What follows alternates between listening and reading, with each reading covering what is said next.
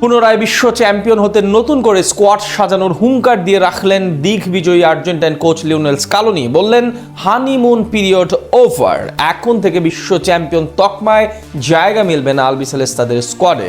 Performance করে জায়গা করে নিতে হবে আকাশ নীল শিবিরে। স্কালোনির গুডবুক থেকে বাদ পড়ে কোন আর্জেন্টাইন তারকা ফুটবলার বিশ্বকাপ স্কোয়াড থেকে জায়গা হারাতে চলেছেন, আর কারাই বা দলে থাকছেন, সেই সবের বিস্তারিত দরজায় করানোর চেয়ে ফিফা বিশ্বকাপ 2026 আগামী জুন জুলাইয়ে অনুষ্ঠেয় বিশ্বকাপের আগে চলমান আন্তর্জাতিক উইন্ডোতে এরই মধ্যে একটি প্রীতি ম্যাচ খেলে ফেলেছে আর্জেন্টিনা। ঘরের মাঠে বাংলাদেশ সময় গত শনিবার সকালের ম্যাচটিতে মরিতানিয়াকে 2-1 গোলে হারায় বিশ্ব চ্যাম্পিয়নরা।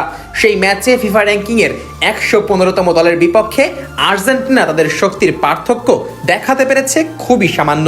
পরের ম্যাচে বাংলাদেশ সময় বুধবার সকালে জাম্বিয়ার মুখোমুখি হয় 3বারের বিশ্ব চ্যাম্পিয়নরা। তার আগে সোমবার স্কালোনি বললেন, খেলোয়াড়দের পারফরমেন্সের উপর ভিত্তি করেই চূড়ান্ত দল বেছে নেবেন তারা। জাম্বিয়ার বিপক্ষে ম্যাচ পূর্ববর্তী সংবাদ সম্মেলনে সাংবাদিকদের আগ্রহের কেন্দ্রবিন্দুতে ছিলেন রদ্রিগো দি পল। বল পায়ে ছন্দহীন এই মিডফিল্ডার কি বিশ্বকাপের স্কোয়াডে থাকছেন কিনা এমন প্রশ্নের জবাবে আর্জেন্টাইন এই কোচ হুঙ্কার দিয়ে জানান, হানিমুন পিরিয়ড ওভার, অর্থাৎ এখন বিশ্ব চ্যাম্পিয়নের তকমা দিয়ে জায়গা হবে না আকাশী নীলদের স্কোয়াডে। আর্জেন্টাইন গণমাধ্যমের খবর অনুযায়ী বাজে ফর্মের কারণে স্কালোনির গুড বুক থেকে ইতোমধ্যেই বাদ পড়েছেন রদ্রিগো দি পল। মূলত ডি পল এই সিজনে ইন্টার মায়ামির হয়ে ক্লাব ফুটবলে নিদারুণ ফর্মহীনতায় ভুগছেন, জানিয়ে স্কালোনি মোটেই সন্তুষ্ট নন। এর বাইরে মিডফিল্ডার অ্যালেক্সিস ম্যাকঅ্যালিস্টার ও এনজো ফার্নান্দেসকে দল থেকে বাদ দেবার ইঙ্গিত মিলেছে আর্জেন্টাইন গণমাধ্যমের খবরে। কেননা লিভারপুলের হয়ে সাম্প্রতিক সময়ে সাদা মাথা পারফর্ম করা এই মিডফিল্ডার মরিতানিয়ার বিপক্ষে ম্যাচটিতেও ছিলেন নির্বিষ, আর তার এমন অফ ফর্ম উৎকণ্ঠা বাড়াচ্ছে কোচ স্কালোনির মনে। অন্যদিকে চেলসিতে রেকর্ড মূল্যে দল পাওয়া এনজো রয়েছেন বাজে ফর্মের গ্যারাকলে। ছন্দে ফিরতে না পারলে বিশ্বকাপে জায়গা হারাতে পারেন তিনিও।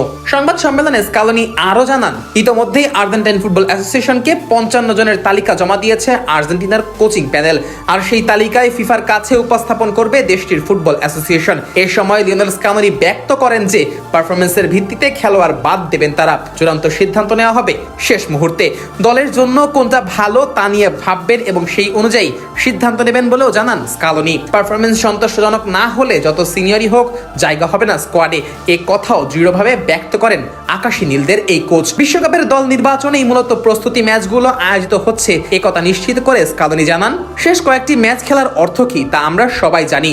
যারা আমাদের সঙ্গে অনেক দিন ধরে আছে তাদের ব্যাপারে একটু সুবিধা আছে এই কারণে যে আমরা তাদের সম্পর্কে ভালো জানি। এই সময় স্কালোনি আরো জানান, বিশ্বকাপের আগে আর্জেন্টিনা আরো 2টি প্রীতি ম্যাচ খেলবে, যার একটি হবে সার্বিয়ার বিপক্ষে এবং অন্যটির প্রতিপক্ষ এখনো নিশ্চিত করা হয়নি।